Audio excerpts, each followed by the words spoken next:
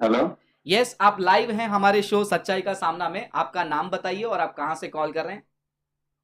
Sir, मेरा नाम राजेश है। मैं बेंगलोर से बात कर रहा हूँ सर। राजेश भाई बैंगलोर से। जी भाई बोलिए, आपका सवाल क्या है?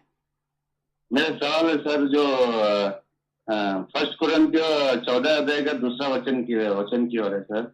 फर्स्ट जो उसमें वो कोरिन्थियो। बताते हैं कि जो अन्य भाषा में बातें करते हैं। फिर से बोलिए, तो फर्स्ट कोरिन्थियो। हेलो। 14:2। हाँ, फिर से एक बार रिपीट जी कीजिए। मेरा जी मेरा सवाल है सर, फर्स्ट कुरिन्थियों 14 अध्याय सेकंड चैप्टर में। ओके। हेलो। ओके। हाँ हाँ, सुनाई दे रही। तो उसके बारे में मैं जानना चाहता हूँ कि हमारे जो कलीसिया में अन्य भाषा बोली जाती है सर, जो वो बोलते हैं कि स्वर्ग की भाषा, जो ये जो भाषा बोलते हैं स्वर्ग की है। तो इसके बारे में मुझे थोड़ा जानकारी चाहिए। ओके, जरूर आप लाइन पे बने रहिए, क्योंकि अगर आप लाइन डिस्कनेक्ट करेंगे तो दूसरा कॉल आते रहेगा। लेकिन आप लाइन पे रहिए, आप जवाब को सुनिए, ओके। हम पेश करें। दर्शकों के लिए मैं बता देता हूं, ये बहुत बड़ा कंफ्यूजन है कलीसिया में टंग्स को लेकर, अन्य भाषा को लेकर। अब ये अन्य भाषा को लेकर हमारी राय क्या है? ऑनेस्टली हम कभी एक दूसरे के साथ बैठकर हमने डिबेट नहीं किया है, तो मैं पता नहीं कि at the end of the conversation हम दोनों का कंक्लूजन एक आएगा या फिर अलग अलग आएगा। लेकिन पहले प्रोफेसर अकबर से मैं पूछना चाहूंगा कि ये टंग्स के बारे में आपका क्या राय है, क्योंकि बहुत कंफ्यूजन है। आई थिंक लोग कमेंट्स में भी पूछ रहे थे। एक बार क्लैरिफाई कर लेते हैं आपका पोजीशन क्या है। हाँ, मैं अगर प्रोफेसर अकबर का पोजीशन और मेरा पोजीशन अलग है, ना वो मेरा टाई पकड़कर खींचकर मुझे मारेंगे और ना ही मैं माइक उनकी तरफ फेंकूंगा, इतना याद रखिए, क्योंकि टंग्स के वजह से कोरिंथ कलीसिया में लड़ाई आई थी, लेकिन वो आज नहीं आनी चाहिए। Yes professor Akbar. पहली बात, अन्य भाषाओं का वरदान जो कलीसिया को दिया गया है, क्यों दिया गया है? नंबर 1 रीजन, क्योंकि जब पुराने नियम में जब इंसान, लोग सोच रहे थे कि हम एक ऐसी सीढ़ी बनाएंगे जो हम जन्नत को चढ़ के जाएंगे, मतलब the tower of Babel. Tower of Babel जो बनाया गया है, पहली बार वहां पर जुबान शुरुआत हुई है कि परमेश्वर नीचे उतरकर सबके भाषाओं को बदल दिया।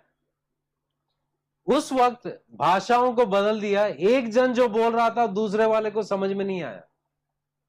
आज परमेश्वर ने अन्य भाषाओं का वरदान कलीसिया पे दिया है।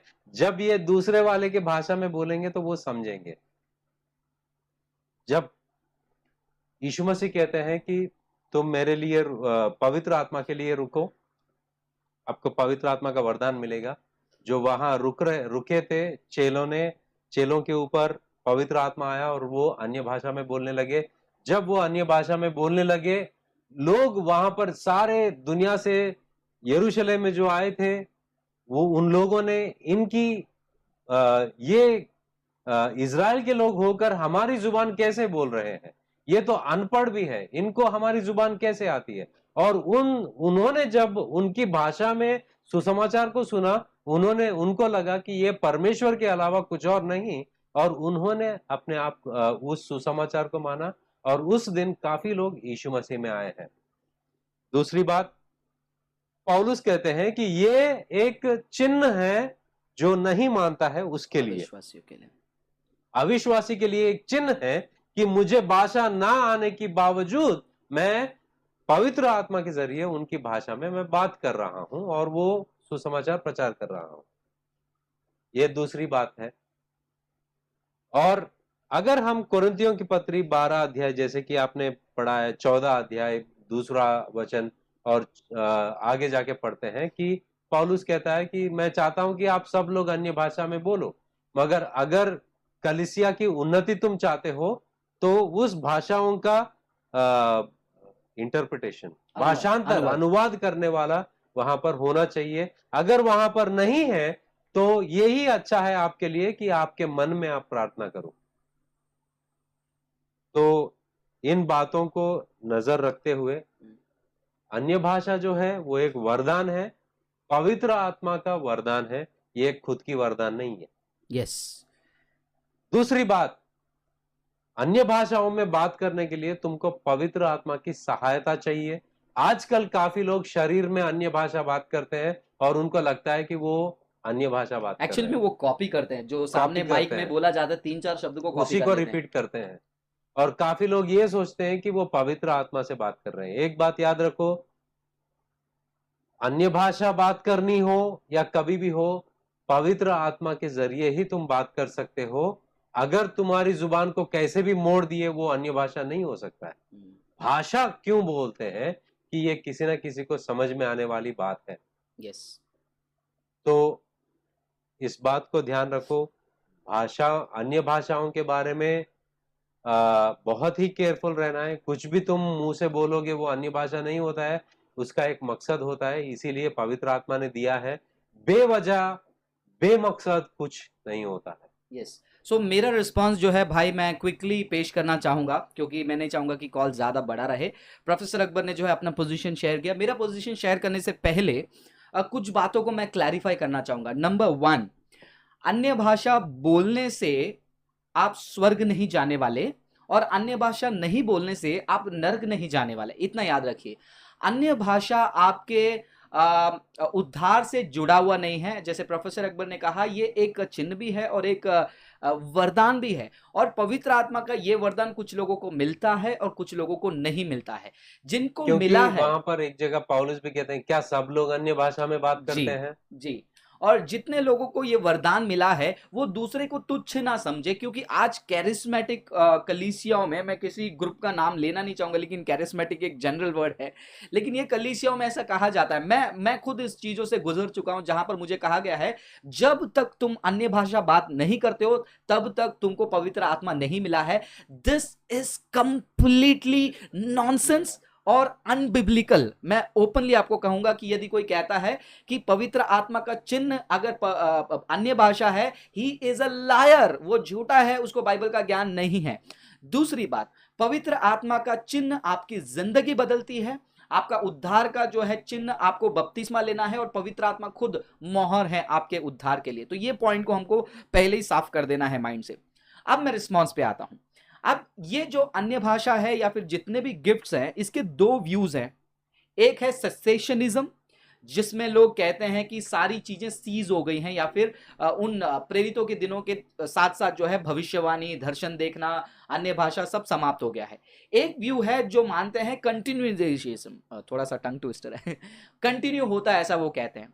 अब मेरा पोजीशन ये नहीं है कि सेसेशनिज्म को मैं नहीं मानता हूं। मैं ये नहीं मानता हूं कि अन्य भाषा खत्म हो गई है, क्योंकि मुंबई में भी जो है कुछ सिंगर्स जो हैं वो प्रचारक बने हैं, और वो स्टेज में चढ़कर आज प्रचारक बनने के बाद वो सारे विश्वासियों को शैतान का भाषा बोलने वाला, वो अन्य भाषा के जगह पे शैतान के बारे में बात कर रहे हैं, शैतान उनके माइंड में चला गया। ये बहुत ही सीरियस वार्निंग मैं देना चाहूंगा वो सारे लोगों को जो ऐसी बातें करते हैं। जो वचन भाई आपने कोट किया, पहला कुरिन्थियों 14 अध्याय 12 वचन, वहां पर प्रेरित पौल सफाई से कहते हैं, ये देखिए वहां पर क्या लिखा है, for anyone who speaks in tongue does not speak to people but to God. तो कलीसिया में जब आकर आप अन्य भाषा बात करते हो, सो कॉल्ड अन्य भाषा में जो लोग चिल्लाते हैं, और एक कलीसिया में जानता हूं जहां पर माइक पकड़कर कहते हैं कि अन्य भाषा बोलो, अन्य भाषा बोलो, अन्य भाषा बोलो। ये अन्य भाषा बोलने के लिए ABCD नहीं है, ये लोगों को समझ में आना चाहिए। और वहां पर कलीसिया में कंफ्यूजन होती थी कोरिन्थ के समय में। यही बात को प्रेरित पौल ने रोका कि भाई तुम कलीसिया में ऐसे उलझन को मत लेकर आओ। अगर तुमको अन्य भाषा कहना है, ये वचन को पढ़ोगे तो आपको समझ में आ जाएगा कि आप व्यक्तिगत प्रार्थना में जो है अन्य भाषा बोल सकते हो घर पे। लेकिन ये भी जानना है, क्या मैं अन्य भाषा वाकई में बोल रहा हूं, या फिर स्टेज में पास्टर ने राबा शाबा जो 4-5 वर्ड बोला था उसी चीज को आप रिपीट कर रहे हो। अगर वो ही 2 शब्द पिछले 10 साल से आप रिपीट कर रहे हो, वो अन्य भाषा नहीं है। इसकी गारंटी जो है आप खुद को दे सकते हो। अगला पॉइंट मैं ये कहना चाहूंगा, कुछ कलीसियाओं में जो है अन्य भाषा का सभा। अब ये अन्य भाषा वाला एक इंटरेस्टिंग स्टोरी भाई मुझे याद आ गया, मैं आपको बताना चाहूंगा। लोगों को लगता है कि अन्य भाषा एक हथियार है, एक पावरफुल टूल है, कि यदि हम अन्य भाषा में बात करेंगे तो गॉड सुनेंगे।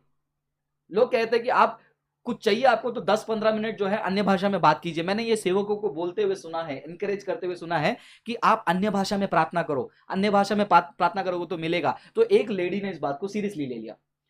एक लोकेशन है, मैं नहीं कहूंगा क्योंकि अगर वो ये वीडियो देखेंगे तो बुरा लगेगा, उनके बारे में कह रहा हूं, वैसे उनको बुरा तो लगने वाला है, लेकिन नाम बताऊंगा तो सारे कलीसिया वाले उनको बोलेंगे तू ही थी। उनका झगड़ा हो रहा था, 2 महिलाओं का झगड़ा हो रहा था, और एक वो भी सड़क पर। झगड़ा होने के बाद झगड़ा खत्म हुआ, और खत्म होने के बाद दूसरी लेडी आकर कह रही है कि मुझे बोला उन्होंने, ब्रदर वो रास्ते पे कर इतना चिल्ला रही मुझे, और मुझे वो रास्ते में श्राप दे रही थी ब्रदर, और वो श्राप को स्ट्रॉन्ग करने के लिए वो खड़े होकर अन्य भाषा बोल बोल कर श्राप दे रही थी। राबा शाबा लाबा, तू नाश हो जाएगी, राबा शाबा तू मिट जाएगी। मतलब ये अन्य भाषा जो एक बूस्टर जैसा बन गया लोगों के लिए। कहां से कहां पहुंच गई है आज कलीसिया। ये इसीलिए क्योंकि आप विश्वासी कभी बाइबल ओपन नहीं करते हो, अंध भक्तों के समान सिर्फ अपने सेवक जो कह रहे हैं उसको सुनते जा रहे हो। हम आपको सेवक के खिलाफ नहीं भड़का रहे हैं, हम आपको कह रहे हैं बाइबल आपके पास है, ओपन करके पढ़िए। एक जमाना वैसा था जहां पर पोप ने जो है बाइबल को बंद करके रखा था, किसी को ओपन करने नहीं दिया। आज पोप से भी बड़े लोग जो हैं वो कलीसिया में लोगों को बाइबल तो देते हैं, पढ़ने तो कहते हैं, लेकिन इंटरप्रेट करने का मौका नहीं देते हैं। तो ये मेरा पोजीशन है, सेसेशनिज्म को नहीं मानता हूं। अगर आप अन्य भाषा बोलते हैं, अगर आपको पवित्र आत्मा ने वरदान दिया, घर पे बैठिए और प्रार्थना कीजिए, क्योंकि अन्य भाषा ये अविश्वासियों के लिए एक चिन्ह है या फिर अपने लिए एक चिन्ह है। कलीसिया में बोलने से किसी को कोई फायदा नहीं है, because speaking in tongues is not for the edification of the church. कलीसिया के एडिफिकेशन के लिए जो नहीं है वो कलीसिया में नहीं बोलना है। एक और किस्सा मैं सुना देता हूं, माफी चाहूंगा ये लंबा कॉल ले रहा हूं क्योंकि बहुत ही इंटरेस्टिंग टॉपिक है, इसलिए मैं इसमें मैं बात कर रहा हूं। एक नई लड़की जो है कलीसिया में आई, उसके फ्रेंड ने उसको लेकर आया, वो आके बैठी, वहां पर कलीसिया में जो है वर्शिप चालू था, सब लोग अब सब चिल्ला रहे हैं, सब चिल्ला रहे हैं, जोर जोर से आवाज कर रहे हैं, जोर जोर से ताली बजा रहे हैं। वो लड़की फटाक से उठकर बाहर आकर दरवाजे के पास खड़ी हो गई। मैंने देखा इसको क्या हो गया, ये क्यों ऐसे कर रही है। फिर बाद में उसके फ्रेंड को पूछा कि आपके फ्रेंड यहाँ बाहर क्यों आ गई है। तो खत्म होने के बाद उसके फ्रेंड ने कहा कि नहीं, वो पहली बार आई है, वो क्रिश्चियन नहीं है, वो हिंदू है। और वो घबरा गई, वो डर गई और सोचने लगी कि सबको क्या हो गया, सब लोग कुछ बड़बड़ा रहे हैं। तो वो लड़की को लगा कि कलीसिया में कुछ तो गड़बड़ी है, सब लोग को कुछ तो उतर गया उनके शरीर पे, वो कुछ तो बड़बड़ कर रहे हैं, नशेले जैसे बात कर रहे हैं या फिर जो शब्द नहीं समझ। तो देखो, ये अविश्वासियों को अट्रैक्ट करने के लिए जो चिन्ह दिया गया था, वो अविश्वासी जब नया बनकर आ रहे हैं उनको भगाने का चिन्ह बना दिया। So this is my position. I think for the first time मैंने इतना खुलकर इस पोजीशन पे मैंने बात किया है, और प्रोफेसर अकबर ने भी ये पोजीशन में बात किया है। सो हम अन्य भाषा के खिलाफ नहीं है, बट आप समझो वो क्या है। Any last point you want to make before we end the call? जैसे कि पवित्र आत्मा के अंतर्गत जब आप पवित्र आत्मा के अधीनता में होते हो तब तुम बात करते हो। ये मेंटल एक्टिविटी नहीं है, ये स्पिरिचुअल एक्टिविटी है। बहुत सारे लोग मेंटली वो भाषा में बोलते हैं और सोचते हैं, उनको लगता है कि वो भाषाएं हैं, मगर वो पवित्र आत्मा के ओर से नहीं होता है।